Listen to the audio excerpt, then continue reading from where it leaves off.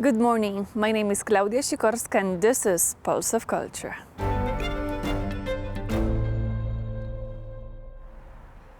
The world's oldest film festival begins this week with 21 films competing for the Golden Lion. The 81st Venice International Film Festival will be packed with stars and excitement in an effort to make up for last year's lack of red carpet moments due to Hollywood strike.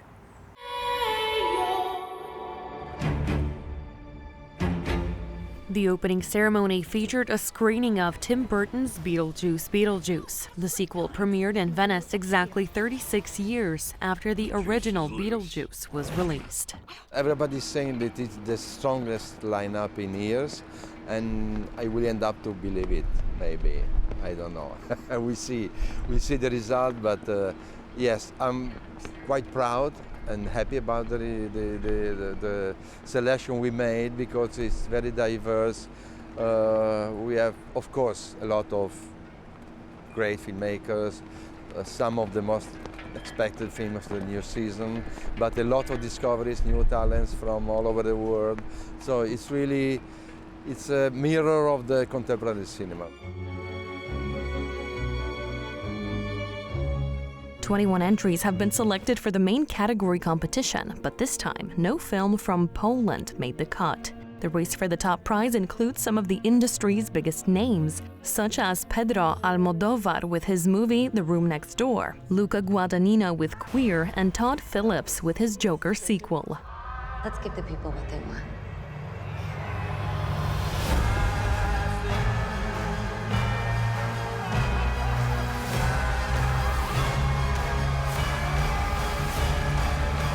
Alongside Isabel Huppert, who chairs the jury, the judge panel includes Polish director Agnieszka Holland. Last year, she received a special award for her movie, Green Border. When I'm on a jury, I try to know as little as possible about the movies, and I never read reviews because they can mess with your reception. I approach the films with a completely fresh perspective, which is also my process when I'm judging the work of my filmmaker friends. I'm very eager to see what the younger directors have in store. Venice has been good recently to young female directors, and when I look at the Academy Award predictions, I see that there are quite a few young women in the mix.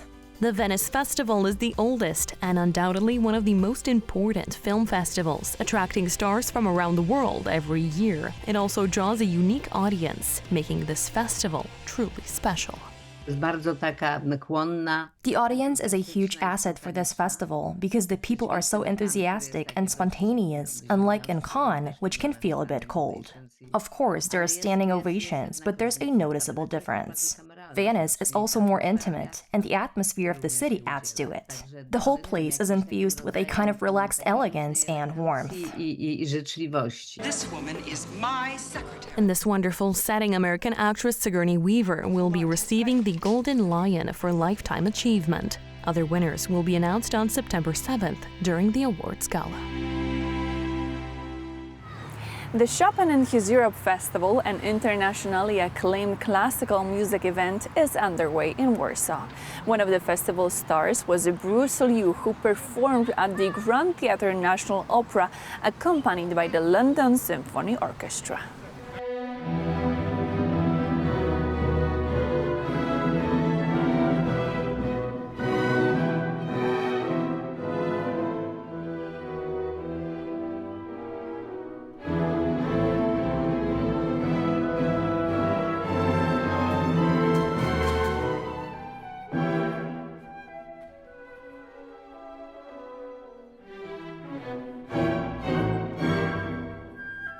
Good afternoon, Bruce. Thank you so much for being with us. Hi.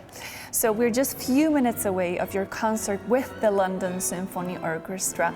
What emotions do you experience when playing Chopin at such a prestigious festival, and how does it change your approach to Chopin music? Well, you know, the last time I played this piece here was at the night after the award ceremony, I mean, during the gala concert.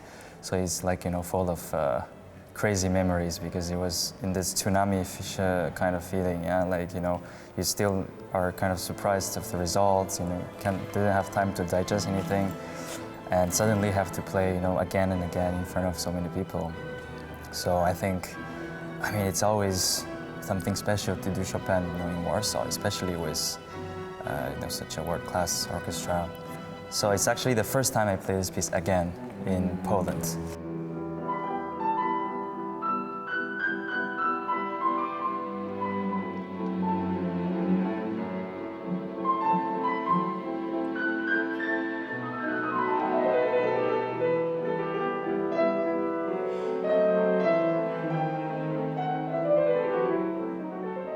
Three years have passed. Your career has skyrocketed.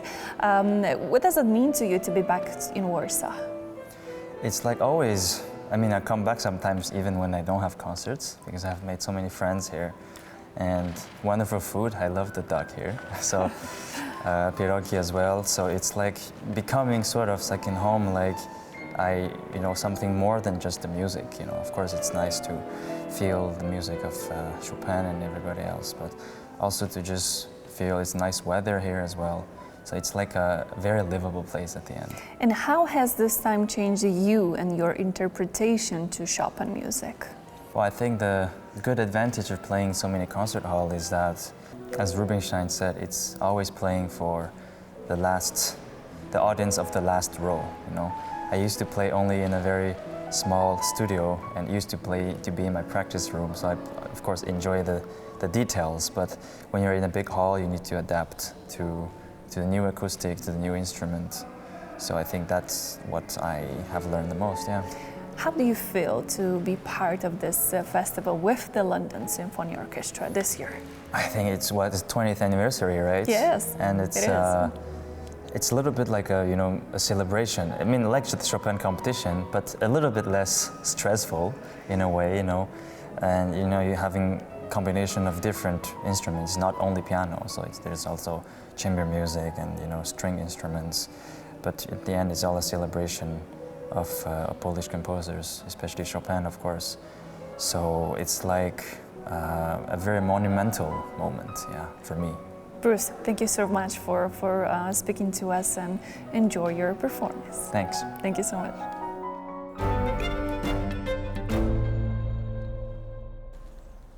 Art lovers don't often get the opportunity to see a major high-profile art exhibition showcasing Polish, Lithuanian, Latvian and Estonian art, dating all the way back from 1990 to the present. Work on Serenissima East began back in 2008 with its initial public showcasing at the Znaki Czasu Center of Contemporary Art in Toruń. Now it has made its way to Riga.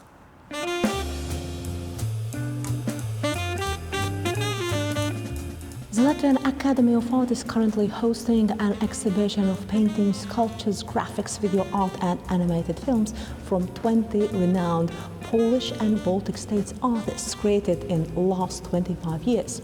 The show is called Serenissima East. For me, it's more like a kind of symbol, spiritual and dreaming, positive symbol. And we know also this golden era of Venice Republic, when they were really high and developed. And it's kind of a dream about that, let's say, Eastern Europe, or this part of Europe, will have in the future this golden age back. The project offers not only a glimpse of truly remarkable artworks, but also provides a brief insight into history. In 16th century, Poland, Latvia, Lithuania and Estonia formed a single powerful state, but were later partitioned. In the past centuries, they struggled with a share of struggles, including the burden of communism, but now they stand reunited in the family of European Union. Serenissima East tells a story of enduring struggle for ideals and creating a bridge between past and the present. We are not anymore part of this repressive system, but I think in these days the artists, they are a bit scared that tomorrow could happen anything, and as we are now in Riga, it's only 200 kilometers border with Belarus or Russia, and that's this moment, it's psychological moments, especially those who has a past of it. They are a bit scared to go back. The exhibition will be available at Latvian Academy of Art until September 13th. Later it will travel to Estonia and Lithuania. from Riga, Ines Eszylżanowska, Pulse of Culture. Folk spirituality and customs were the source of his inspiration. The works of Nicolae Grigorescu, Romania's national painter, are now on display in Gdańsk at the National Museum's Department of Modern Art. The paintings feature clear traces of brushstrokes, a hallmark of Grigorescu's painting style. His pictures draw the eye with incredible colors, precisely reflecting the landscapes of the Danube and the Carpathians. The artist crafted his paintings in a mobile studio, set up in a horse-drawn wagon. Grigorescu captured the life of the Romanian countryside with nearly photographic precision. It's one which is considered the national painter of Romania. His paintings reflect an important part of Romanian cultural history. The painter spent over 30 years in Paris, where he learned from the Impressionists, but also missed Bucharest. After decades in France, he returned to his homeland, where the people would go on to call him their national painter. These works are very modern for 1870 or 1880, but at the same time, it also feels very tied to the nation. For Romanians, this is the painting that laid the foundations for their national identity, like Matejko did for us. Nicolae Grigorescu's collection is a true treasure. Soon, Poland will also send some of its most valuable artworks to Romania, including pieces by Tadeusz Kantor and Wojciech Fangor. This cultural exchange is part of a joint Polish-Romanian project, and its motto says it all: we speak the same language.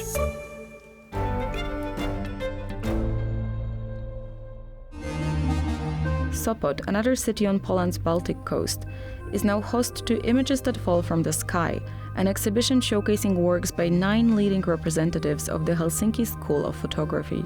As of today, the Helsinki School is 28 years old and spans 6 generations of artists. With a roster of around 60 active artists, its body of work includes 180 publications with international publishers and a staggering number of exhibitions. The Sopot exhibition is a rare opportunity to see the minimalist works of Elina Broterus or the photographs by Niko Luoma, which has a very distinct way of playing with light, geometry, and time. Visiting this show, you can easily embark on a journey through the unique landscapes of Finland without setting a foot outside Sopot. This news is sure to excite most Britpop fans. One of the most important groups of this genre is making a comeback. The members of Oasis have announced their dates for their tour next year, making their return to the stage after 15 years.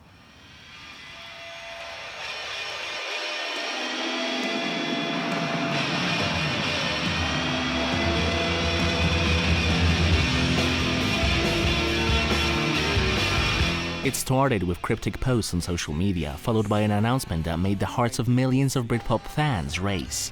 Oasis is back. After 15 years, the Gallagher brothers have buried the hatchet and announced a tour in 2025. It's the best news in the world that Oasis are coming back together. It's what we need. The band say they'll perform 14 concerts next summer, starting with 2 shows in Cardiff on July 4th.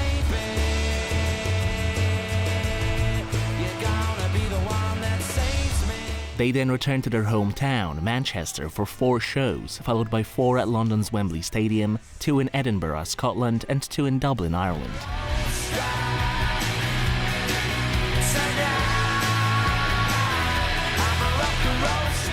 Tickets go on sale August 31st. I just thought it would never happen, to be honest. Just over the years, they've always said they would never get back together, and then suddenly it's just happened out of nowhere. So hopefully we're going to play Glastonbury as well. The band has sold over 70 million albums worldwide, played more than 700 concerts, and sold over 10 million concert tickets. Now, they plan to increase those numbers. I don't know what it is that makes me feel alive. I don't know how to wake the things that sleep inside. According to reports, the band is set to perform at the Glastonbury Festival in June 2025, following by 10 consecutive nights at Wembley Stadium, which could break Taylor Swift's record from this year.